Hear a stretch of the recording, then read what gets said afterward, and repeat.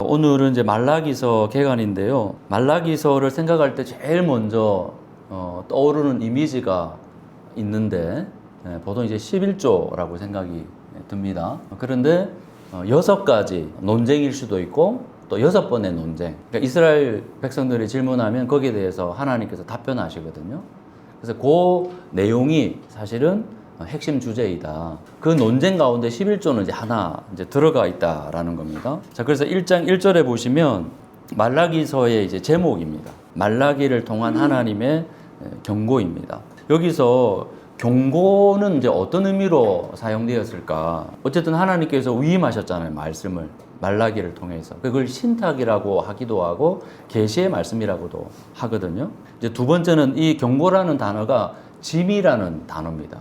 그러니까 하나님의 이 말라기서 말씀이 우리에게 거룩한 짐, 거룩한 부담감이 될 수 있다 이거죠. 말씀에 무게가 있기 때문에 무거운 책임감을 요구하는 말씀이 될 수 있다라는 것이죠. 그러니까 하나님의 말씀이 날 위로하고 힘이 되는 말씀도 되기도 하지만 어떨 때는 거룩한 부담감으로 다가올 때가 있지 않습니까? 그럴 때 나는 어떻게 반응할까요? 여러분이 성경을 읽을 때, 설교를 들을 때 나에게 위로가 되고 은혜가 되는 말씀은 아멘으로 받아들이지만 그게 아니라 나를 혹시 겨냥한 말씀이 되거나 내게 거룩한 부담감이 되는 말씀이 된다고 한다면 혹시 감정이 나쁘거나 아니면 왜 목사님이 설교할 때 나를 겨냥하지? 시험에 들지는 않는지? 아니면 그 말씀이 그래 그럼에도 불구하고 하나님의 말씀이기 때문에 내가 그 말씀을 듣고 하나님 앞에 회개한 적은 혹시 있으십니까? 6가지 논쟁을 살펴보다 보면 나에게 부담감이 될 수밖에 없다라는 겁니다. 자, 오늘은 먼저 1차 논쟁을 한번 살펴보려고 합니다. 1장 2절에서 이제 5절까지 말씀인데 주제는 사랑입니다. 하나님께서 먼저 이스라엘에게 사랑을 고백하십니다. 내가 너희를 사랑한다고. 근데 이때 사랑한다는 그 동사가 완료 동사인데 하나님께서 과거도 그렇지만 뿐만 아니라 현재까지 계속해서 변함없이 신실하게 하나님께서 이스라엘을 사랑하셨다고 말씀하십니다. 자, 그런데 그럼에도 불구하고 이스라엘이 반문하죠. 하나님께서 언제 우리를 사랑하셨냐고. 여기서 언제라는 말, 우리 이제 개역개정에는 이제 어떻게라고 이렇게 번역하고 있는데 이게 이제 말라기에서 7번 등장합니다. 각 논쟁마다. 그러니까 아주 중요한 단어겠죠. 그래서 오늘 설교 제목도 언제라고 제가 붙였는데요. 그러니까 이스라엘이 하나님의 사랑을 부정하는 깊은 불신과 원망을 담은 표현이 뭐냐 하면 언제 하나님께서 우리를 사랑하셨습니까? 하나님께서 어떻게 우리를 사랑하셨습니까? 라는 표현이죠. 그래서 우리는 하나님의 사랑을 못 느끼겠습니다. 도대체 무엇을 보고 하나님이 우리를 사랑한다는 말입니까? 눈에 보이는 증거를 보여주십시오. 이런 냉소적인 태도에는 분명한 이유가 있거든요. 이스라엘 백성들이 왜 하나님께 이렇게 냉소적인 질문을 할까? 이유가 있다라는 것이죠. 어떤 일이 있었을까요? 어떤 상황이었길래 하나님 앞에 이런 감정 섞인, 감정이 순화되지 않은 거친 표현을 서슴지 않고 하나님께 하는 것일까요? 이런 냉소적인 표현 뒤에는 역사적인 배경이 있습니다. 북이스라엘도 아수르에게 멸망하잖아요. 남유다도 150년이 지나서 바벨론한테 멸망합니다. 포로로 잡혀가죠. 얼마나 낯선 곳이겠습니까? 거기서 70년 포로 생활을 보냅니다. 물론 예언자들을 통해서 70년 후에 하나님의 때가 되면 다시 고향 땅으로 돌아오는 회복의 메시지, 약속을 하셨습니다. 하지만 여러분 70년을 살아보십시오. 그게 쉬운 일입니까? 근데 드디어 하나님의 때가 되었습니다. 70년이 지나서 하나님의 말씀처럼 그 약속처럼 때가 되어서 바벨론이 멸망하고 페르시아가 장악하면서 고향 땅으로 돌아올 수 있는 기회가 생겼습니다. 부푼 꿈을 안고 고향 땅으로 돌아왔습니다. 그런데 이미 내 고향 땅에 있는 모든 삶의 터전은 폐허가 되어 있었잖아요. 근데 그 가운데 우리 집을 먼저 다시 짓는 것이 아니라 그래도 우리 신앙의 중심, 삶의 중심이 성전인데 성전부터 지어야지. 그래서 그때 등장한 선지자가 누굽니까? 학개 스가랴. 그 학개 스가랴를 통해서 다시 성전을 지으면 다윗 왕국처럼 이전에 그 다윗 왕국의 찬란한 영광을 회복할 수 있을 것이라고. 그 부푼 꿈을 안고 그 기대감을 가지고 성전을 재건했습니다. 방해도 있었습니다. 중단도 있었습니다. 드디어 성전이 완공되었습니다. 그런데 성전이 완공되면 현실이 달라질 줄 알았는데 현실이 달라지지 않았습니다. 여전히 페르시아의 속국이었습니다. 페르시아의 지배를 받았습니다. 그래서 말라기 1장 읽다 보니까 총독의 지배를 받는다 그러잖아요. 페르시아 왕이 세웠던 총독에 의해서 다스림을 받았거든요. 설상가상으로 가뭄과 흉장으로 먹고 살기가 힘들어졌다. 경제적인 상황이 매우 열악해졌습니다. 그러니까 오히려 하나님 신앙으로 살았던 사람들은 더 가난해지고 비참해지는 것이죠. 그러니까 이런 상황 속에서 이스라엘은 하나님이 우리를 사랑한다면 왜 이 모양 이 꼴로 살아야 합니까? 그들이 기대한 사랑의 증거 보여주십시오. 물질적으로 번영해야죠. 정치적으로 독립해야 되지 않습니까? 근데 상황을 보니까 그게 너무 불투명한 거예요. 그러니까 하나님의 사랑을 의심할 수밖에 없는 것이죠. 냉소적인 태도를 보이면서 하나님께서 언제 우리를 사랑하셨습니까? 하나님께서 어떻게 우리를 사랑하셨습니까? 라는 질문이 나올 수밖에 없는 것이죠. 결국 뭡니까? 먹고 사는 문제입니다. 인간은 이 경제적인 상황에서 벗어날 수가 없습니다. 경제가 흔들리면 삶도 영향을 받습니다. 한때는 가정이 행복한 가정이었어요. 그런데 경제적인 문제 앞에서는 속수무책으로 무너지기도 합니다. 경제가 힘들어지면요, 사랑도 믿음도 변하지 않습니까? 과거에 서로를 향한 애틋한 사랑은 온데간데 없습니다. 이제 그러면서 내가 당신 때문에 불행하다고, 당신 만나서 불행하다고, 당신이 언제 나를 사랑했냐고, 지금도 나를 사랑하냐고 그렇게 반문하죠. 마찬가지로 먹고 살기 정말 힘들어지면 하나님과의 관계도 다르지 않습니다. 취직이 지금 불투명하잖아요. AI 때문에 요즘 뭐 웹툰, 영화 산업뿐만 아니라 사자 들어가는 모든 분야에 취직이 정말 어렵습니다. 그리고 불안한 기간제 일자리가 많은 것도 아니고 노후 자금이 부족하죠. 연금을 들어야 되는데 연금 들 여력도 없습니다. 내 집 마련 쉽지 않죠. 그래도 열심히 일해서 돈을 모아서 전세를 하나 얻었는데 전세 사기 피해 얼마나 막막하겠습니까? 젊은 세대들은 이제 근로소득의 한계를 알기 때문에 어떻게든 주식이나 뭐 비트코인이나 지금은 이렇게 좋아지고 있지만 어떨 때는 폭등하고 폭락하고 천국과 지옥을 오르락내리락 하지 않습니까? 금리가 인상되면 대출 이자나 이게 부담이 되잖아요. 가정도 그렇고 자영업자도 그렇고 기업도 마찬가지고요. 금리가 인하되니까 물가가 상승해가지고요. 지금 어느 나라입니까? 계란 한 판 살려고 그러면 이 가방에다가 돈 봉투를 넣어와도 그 계란 하나는 못 산답니다. 교회도 제대로 된 시설 갖추지 못하면 돈을 투자하지 않으면요, 사람들이 그나마 눈길을 주지 않는 시대입니다. 돈도 없고 시그니처도 없고 성도들의 삶은 어렵고 성도들이 누구를 데려올 여력도 없고 허망해지는 거죠. 하나님께서 부르심을 받아서 교회를 세웠는데 교회가 어느 정도 잘 되고 뭔가가 달라져야 되는데 그때 하나님 우리 소사시를 위해서 뭘 하셨습니까? 내 가정을 위해서 뭘 하셨습니까? 과거에 하나님의 은혜에 감사했던 좋은 기억은 망각한 채 하나님께서 언제 나를 사랑하셨습니까? 지금도 나를 사랑하는 것이 맞습니까? 그러니까 이 엄습하는 이 불안과 이 염려에 대해서 하나님도 막을 수가 없는 거죠. 설상가상으로 건강에까지 문제가 생기면 어떻습니까? 그런 상황 속에서 기도가 나오겠습니까? 예배가 눈에 들어오겠습니까? 그것조차 헛수고처럼 느껴지지 않습니까? 그거 해봤자 뭐하냐 이거죠. 달라지지 않을 텐데. 생활도 빠듯한데 11조 할 수 있겠습니까? 그 11조를 못하니까 제사장들이 먹고 사는 게 힘들어지잖아요. 제사장들이 힘들어지니까 제사장도 먹고 살아야 되잖아요. 흠 없는 재물을 하나님 앞에 드려야 되는데 흠 있는 재물도 괜찮다고. 대충 해도 된다. 그리고 11조를 하면 하나님께서 축복하신다고. 근데 11조를 안 하면 하나님께서 저주하신다고.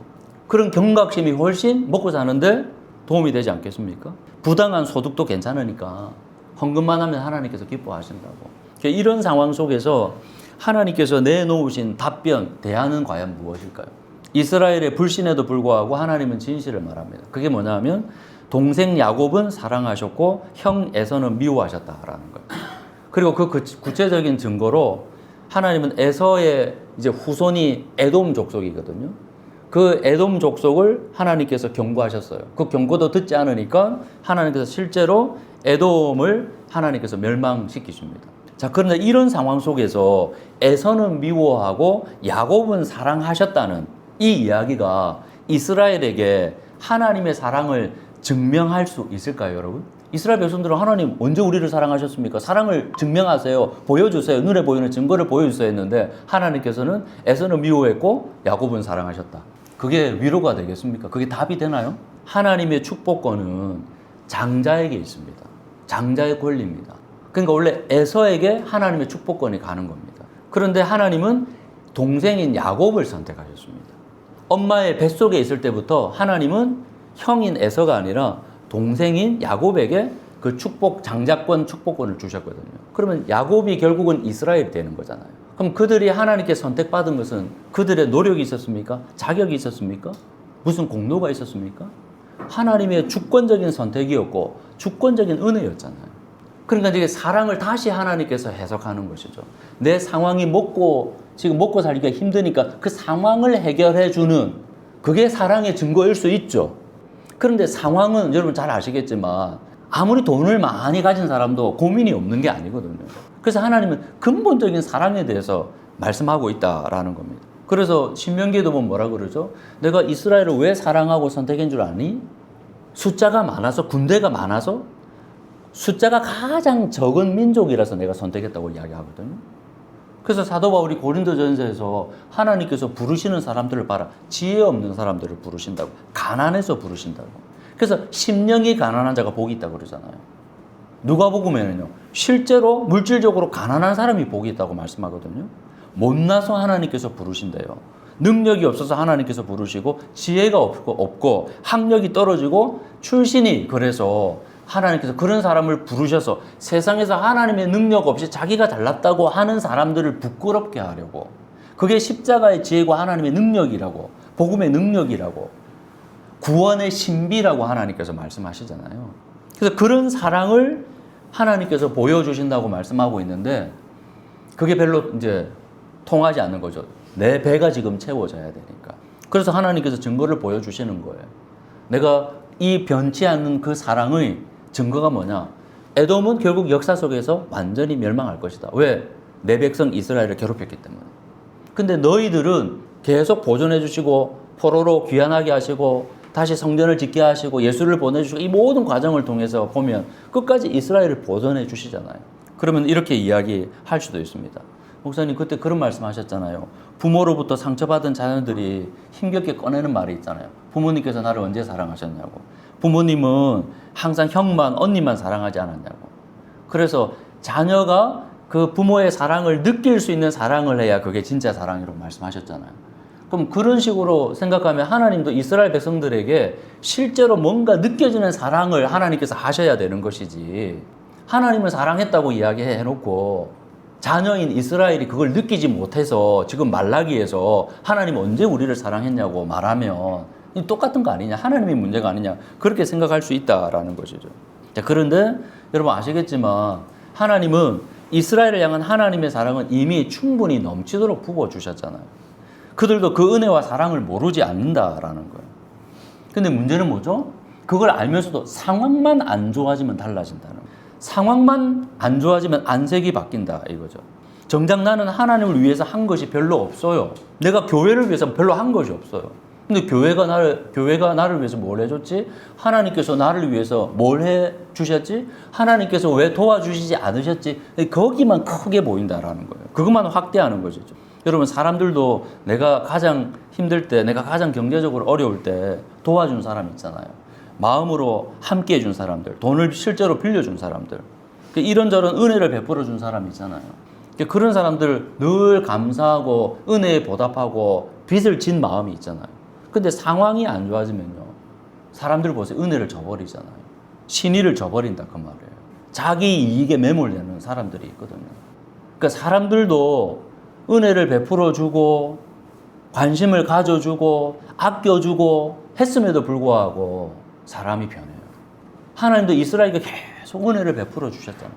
또 변질하고 또 뒤돌아서고 또 우상 숭배하고 또 은혜를 베풀어서 어떤 사람을 세우고 다시 회복시켜 놓으면 또 말씀을 가볍게 하고, 배가 부르면 또 말씀을 가볍게 하고, 그래서 하나님께서 혹시 경고하면 그때 무릎 꿇고 또 회개했다가 또 상황이 또 좋아지거나 그러면 또 달라지고, 계속 그 연속 아닙니까?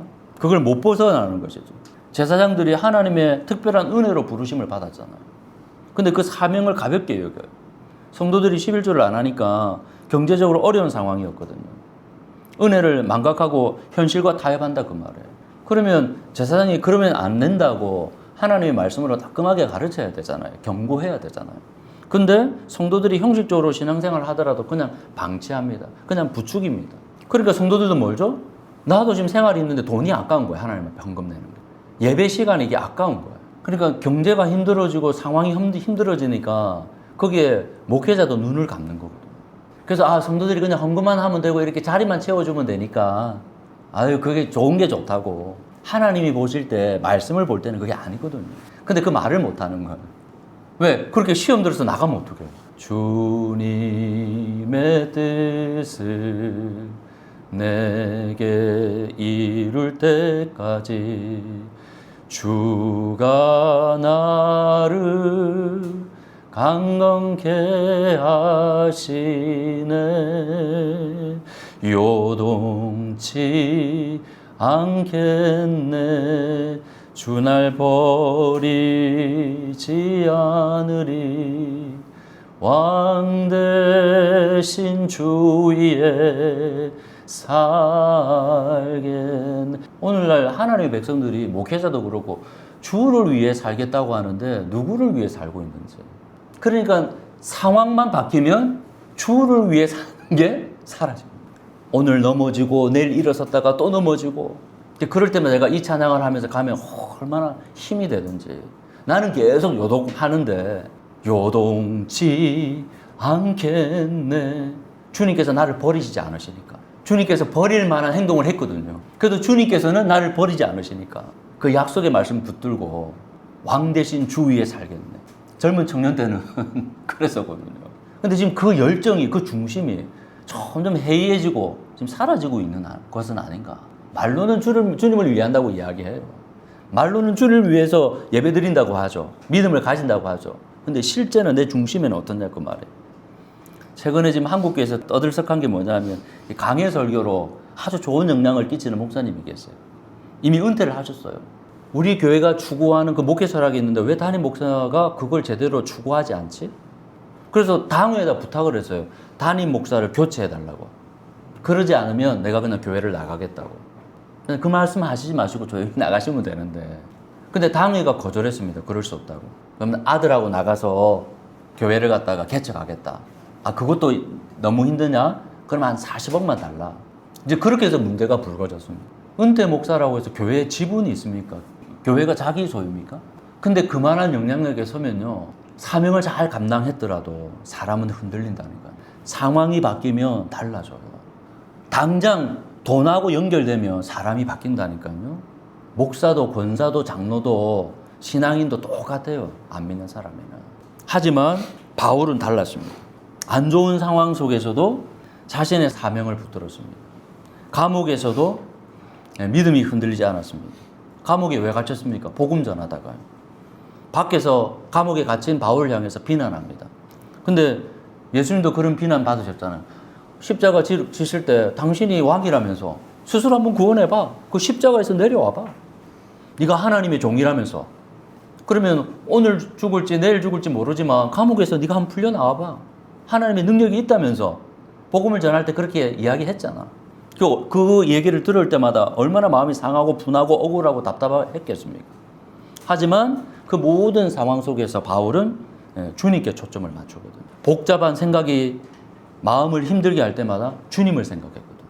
그래서 이 고백을 하죠. 나의 간절한 기대와 희망은 내가 아무 일에도 부끄러움을 당하지 않고 온전히 담대해져서 살든지 죽든지 전과 같이 지금도 항상 변함없이 내 몸에서 그리스도께서 존귀함을 받으시는 것입니다. 나의 경제적인 빈곤, 절망적인 이 상황이 그리스도가 존귀케 되는 상황이 되었으면 좋겠다. 그래서 나에게 사는 것이 그리스도이시니 죽는 것도 유익하다. 디모데전서에서는 이렇게 고백합니다. 내가 이전에는 예수님을 갖다가 핍박했잖아요. 그래서 전에는 해방자요, 박해자요, 폭행자였습니다. 예수 믿는 사람 잡아다가 감옥에 넘긴 사람이거든요. 그러한 행동은 내가 믿지 않을 때 알지 못하고 한 것이므로 하나님께서 나에게 자비를 베풀어 주셨습니다. 우리 주님께서 나에게 은혜를 넘치게 부어주셔서 그리스도 예수 안에서 얻는 믿음과 사랑을 누리게 하셨습니다. 그래서 주님께서 나를 신실하게 여기셔서 나에게 이 직분을 맡겨주셨습니다. 내가 과거에는 그렇게 회방자였습니다. 하나님께 부르심을 받을 그런 사명을 받을 만한 그런 존재가 아니었습니다. 근데 하나님께서 은혜로 나를 불러주셨습니다. 그러니 내가 상황이 바뀐다고 흔들리겠습니까? 돈 때문에 내 사명을 팔아 넘기겠습니까? 내 사명이 있는데 그거 아깝다고, 시간 없다고 그러지 않았다 그 말입니다. 가룟 유다가 괜히 있는 게 아닙니다. 여러분. 나의 나됨이 하나님의 은혜인데, 그래서 누가복음 17장 10절에 어느 한 가정에 종이 있었단 말이에요. 종이니까 밖에 나가서 일을 해야죠. 그래서 그 일을 힘들게 하고 들어왔습니다. 그러면 어떻게 해야 됩니까? 주인이 있으니까 주인이 먹을 걸 갖다가 식사 준비를 해야죠. 또 주인도 밖에 나갔다 왔으니까 어떡합니까? 조선시대를 생각해 보십시오. 예, 신발도 발도 다 씻겨주고 서빙을 하지 않았겠습니까? 그때 예수님께서 뭐라고 이야기하냐면 마지막 결론 이와 같이 너희도 명령을 받은 대로 다 하고 나서 우리는 쓸모없는 종입니다. 우리는 마땅히 해야 할 일을 하였을 뿐입니다. 라고 고백하거든요. 명령을 받은 대로 다 하고 나서 우리는 쓸모없는 종입니다. 우리는 마땅히 해야 할 일을 하였을 뿐입니다. 저도 여러분도 그럴 수 있겠습니까? 교회를 위해서 이만큼 했는데요. 가정을 위해서 내가 이만큼 했는데요. 그냥 내가 해야 할 일을 했을 뿐입니다. 내가 그거 해서 가정이 행복했고 가정을 지켰습니다. 내가 그만큼 했으니까 교회가 이만큼 유지되는 겁니다. 하나님의 은혜였습니다. 저는 쓸모없는 종이니까 마땅히 해야 할 일을 해야 했을 뿐입니다. 이 중심이, 이 신앙이 없어서 교회가 싸우고 갈등을 증폭하고 교회가 나뉘어지고 세상에 빛과 소금이 못 되고 그런 모습이 나타나지 않습니까? 그럴 때 뭐라고요? 조건 없이 나를 불러주신 그 하나님. 내가 이 세상에 못났을 때도 영원히 내 편이 되어주시는 그 하나님. 그 하나님을 기억해야 되지 않겠습니까? 그래서 사랑하는 서사시 가족 여러분, 참된 믿음은 상황을 넘어서야 그 힘든 상황 속에서 나와 함께 하시는 하나님을 붙드셔야 됩니다. 그리고 그 상황 속에 일하실 그 하나님의 때를 기다려야 됩니다. 이게 힘든 거죠. 때를 기다리면서 가만히 있는 게 아니라 내가 해야 할 바를 지혜롭게 성실하게 감당해야 됩니다. 하나님 앞에 기도하면서. 하나님께서 나를 부르신 은혜를 모르는데 그럴 수는 없어요. 은혜를 안다면 상황에 흔들리면 안 된다. 상황 속에 일하시는 나와 함께 하시는 그 주님을 붙드시는 여러분 되시기를 주의 이름으로 축원합니다.